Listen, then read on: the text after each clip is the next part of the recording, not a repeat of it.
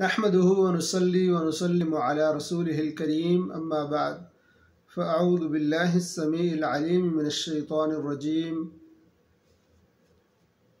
क़ाल अल्लाहु तबारक व तआला फ़िल क़ुरआनिल मजीद अऊज़ु बिल्लाहिस समीइल अलीम मिनश शैतानिर रजीम। बिस्मिल्लाहिर रहमानिर रहीम वल फ़ज्र व लयालिन अश्र। अब्दुल्लाह इब्न अब्बास रदियल्लाहु अन्हु फरमाते हैं कि वलयालिन अश्र से मुराद अशरा ज़ुल्हज्जा है। अल्लाह रब्बुल आलमीन ने कसम उठाई है अशरा ज़ुल्हज्जा की।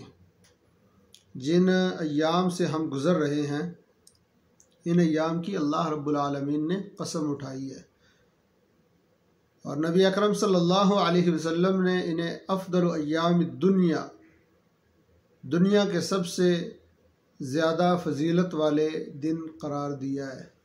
इनसे बढ़कर फ़जीलत, अज़मत और शान वाले दिन नहीं है कोई। तो इनमें अमल भी अल्लाह रब्बुल आलमीन के यहाँ बहुत ज़्यादा फ़जीलत वाला है। तो हम अशरा ज़ुल्हज्जा के आमाल, क़ुरबानी, उसके अहकाम व मसाइल और ईद, उसके अहकाम व मसाइल इस हवाले से बयान कर चुके हैं।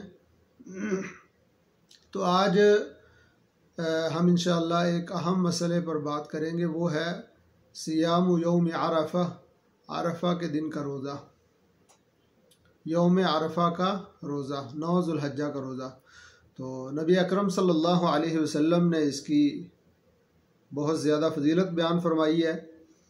रसूलुल्लाह सल्लल्लाहु अलैहि वसल्लम फरमाते हैं, सही मुस्लिम में यह हदीस है 1162 नंबर और 2746 नंबर, 2 जगह हदीस आई है।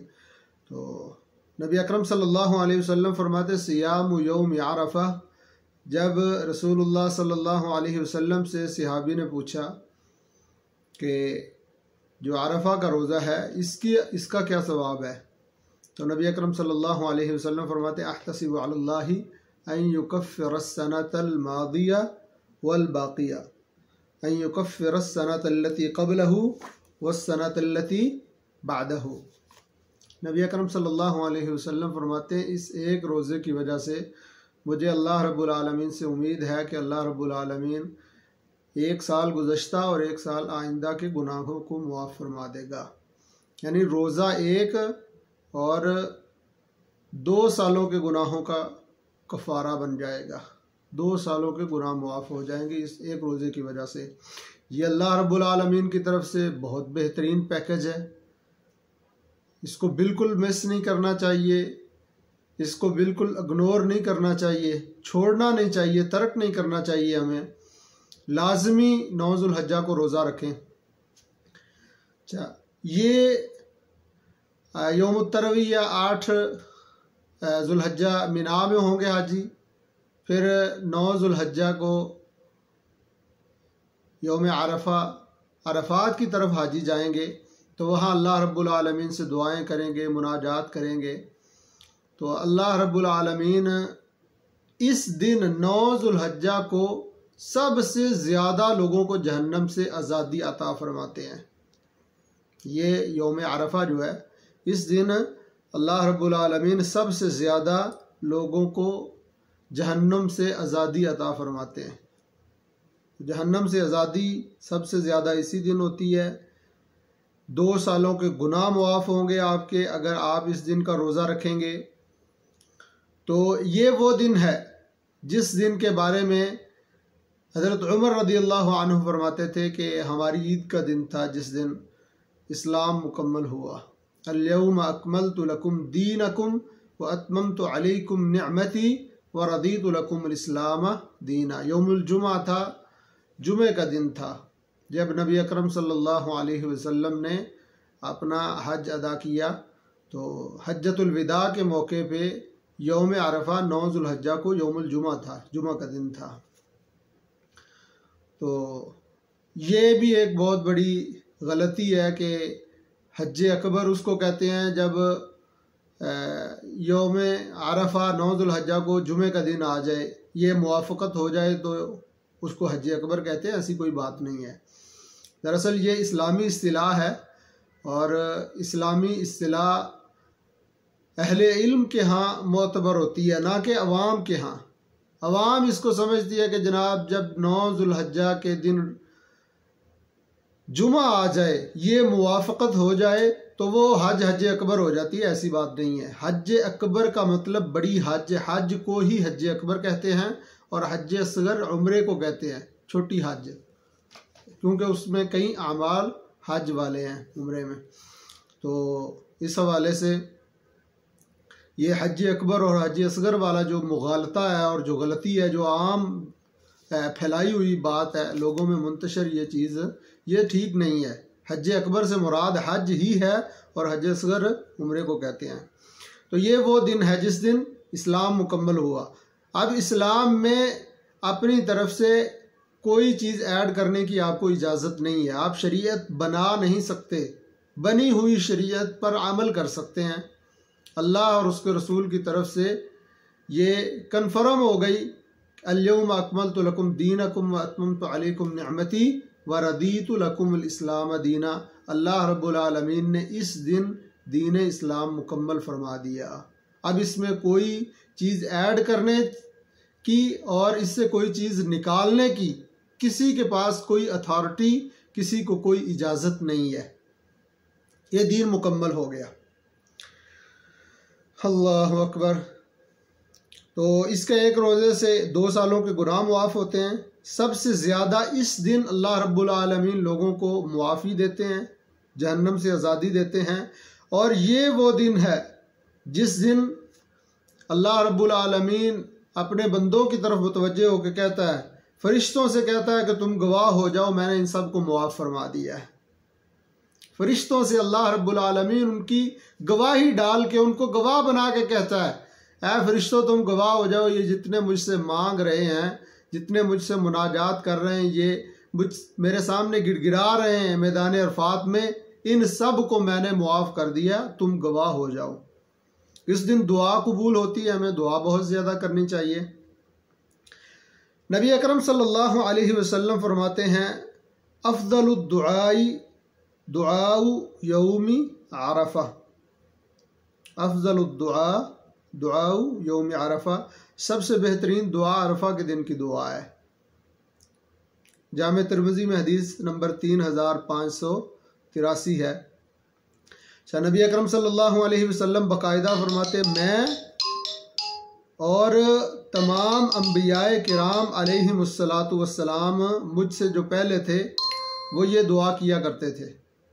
आरफा के दिन बाकायदा नबी अकरम सल्लल्लाहु अलैहि वसल्लम ने भी ये दुआ मांगी है और साथ कहा कि तमाम अम्बियाए किराम जो मुझसे पहले थे वो भी ये दुआ किया करते थे। ला इलाहा इल्लल्लाहु वहदहु ला शरीका लहु लहुल मुल्कु व लहुल हम्दु व हुवा अला कुल्लि शैइन कदीर बाबुन फ़ी दुआई यौम अरफा। सुनन तिरमिज़ी में, जामे तिरमिज़ी में हदीस नंबर 3585 है। अरफा के दिन 9 ज़ुल्हज्जा के दिन कौन सी दुआ करनी चाहिए? ला इलाहा इल्लल्लाहु वहदहु ला शरीका लहु लहुल मुल्कु व लहुल हम्दु व हुवा अला कुल्लि शैइन कदीर। ये दुआ कसरत से हमें पढ़नी चाहिए। तो जो हाजी हज में होगा वो तो रोज़ा नहीं रखेगा। जो हाजी हज कर रहा है वो रोज़ा नहीं रखेगा, क्योंकि नबी अकरम सल्लल्लाहु अलैहि वसल्लम ने उम्मुल फज़ल की वो हदीस है, नबी अकरम सल्लल्लाहु अलैहि वसल्लम को दूध पेश किया गया। नबी अकरम सल्लल्लाहु अलैहि वसल्लम ने सब के सामने दूध मुबारक को पिया। तो दूध पिया नबी अकरम सल्लल्लाहु अलैहि वसल्लम ने, इसका मतलब है नबी सल्लल्लाहु अलैहि वसल्लम का रोज़ा नहीं था। अब्दुल्लाह इब्न उमर रदियल्लाहु अन्हु फरमाते हैं, मैंने अबू बकर सिद्दीक, उमर फ़ारूक और उस्मान रदियल्लाहु अन्हु के साथ हज की है, तो वो रोज़ा नहीं रखते थे हज यौम अरफा का। यानी दौरान हज हाजी अरफा का रोज़ा नहीं रखेगा। ये वो बंदा रोज़ा रखेगा जो हाजी नहीं है, उसके लिए ये अजर व सवाब है। तो नबी अकरम सल्लल्लाहु अलैहि वसल्लम का मामूल मुबारक क्या था? उम्महातुल मोमिनीन बयान फरमाती हैं कि कान रसूलुल्लाह सल्लल्लाहु अलैहि वसल्लम यसूमु तिस्अ ज़िल-हिज्जा व यौम आशूरा। नबी अकरम सल्लल्लाहु अलैहि वसल्लम 9 जुल्हज्जा का और आशूरा 10 मुहर्रम का रोज़ा रखा करते थे और बाकायदगी के साथ रखा करते थे। अबू दाऊद की हदीस नंबर 2437 और सुनन नसाई की हदीस नंबर 2417 और 2372 और मुस्नद अहमद में ये 27,376 और 22,334 नंबर हदीस है। नबी अकरम सल्लल्लाहु अलैहि वसल्लम 9 रोज़े जुल्हज्जा के रखा करते थे, यानी पहली जुल्हज्जा से लेकर 9 जुल्हज्जा तक नबी अकरम सल्लल्लाहु अलैहि वसल्लम बाकायदा रोज़े रखा करते थे। यकम जुल्हज से लेकर 9 जुल्हज्जा तक नबी अकरम सल्लल्लाहु अलैहि वसल्लम बाकायदा रोज़े रखा करते थे। कान रसूलुल्लाह सल्लल्लाहु अलैहि वसल्लम यसूमु 9 ज़िल्हज्जा, 9 जुल्हज्जा तक, पहली से 9 तक। अच्छा, अभी एक और बात बहुत अहम है, वो ये कि इसकी फ़जीलत का हमें इल्म हो गया कि यौम अरफा की फ़जीलत क्या है। ये बहुत मुमताज़ दिन है। अल्लाह रब्बुल आलमीन का कितना एहसान है मुसलमानों पर कि रब्बुल आलमीन ने मुसलमानों को 2 खुशी के दिन दिए हैं, 2 ईदें दी हैं, एक छोटी ईद एक बड़ी ईद, यौमुल फित्र व यौमुल अज़हा। ठीक है, तो यौमुल फित्र पे अल्लाह रब्बुल आलमीन मुसलमानों को 10 रातें अता फरमाते हैं।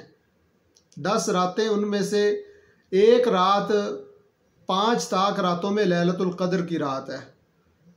तो वो लैलतुल क़द्र खैरुम मिन अल्फ़ शहर तनज़्ज़लुल मलाइकतु वर्रूहु फ़ीहा बिइज़्नि रब्बिहिम मिन कुल्लि अम्र।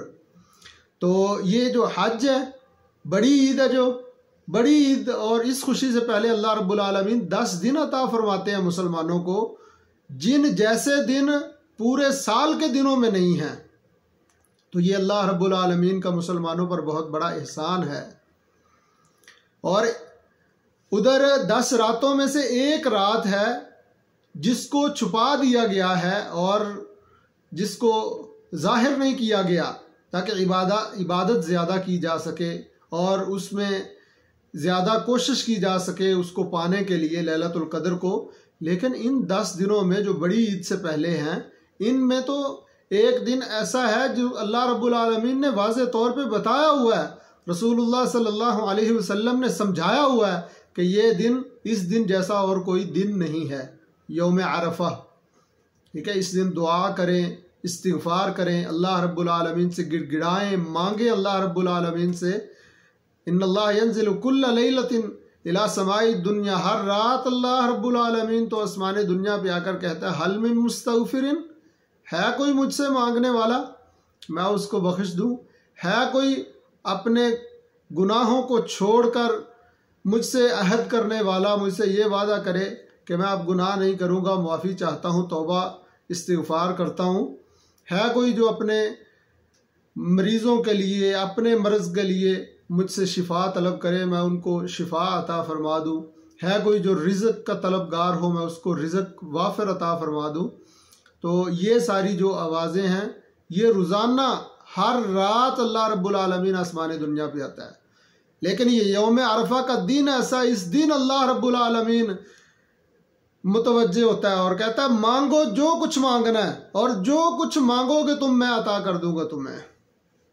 तो मोहतरम भाइयों, ये दिन हमें फारिग वक्त में गुजारने की बजाय, हमें सोकर गुजारने की बजाय या फजूल चीज़ों में ये दिन गुजारने की बजाय अल्लाह रब्बुल आलमीन की इबादत में ये दिन गुजारना चाहिए।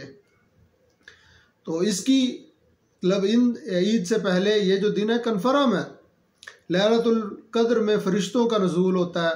अल्लाह रब्बुल आलमीन यौम अरफा के दिन, यानी यौम अरफा के दिन अल्लाह रब्बुल आलमीन ख़ुद नज़ूल फरमाते हैं। दिन में अल्लाह रब्बुल आलमीन कहते हैं जो मांगना है मांगो। तो हमें मांगना चाहिए अल्लाह रब्बुल आलमीन से इस दिन। अल्लाहु अकबर। यौम अरफा का रोज़ा, इसकी फ़जीलत, अहमियत और इसमें दुआ और इसमें रोज़ा, इस हवाले से हम बात कर रहे थे। अल्लाह रब्बुल आलमीन से दुआ है कि अल्लाह रब्बुल आलमीन हमें समझने की और इसके मुताबिक अमल करने की तौफ़ीक़ अता फ़रमाए। अस्सलामु अलैकुम व रहमतुल्लाहि व बरकातुहू।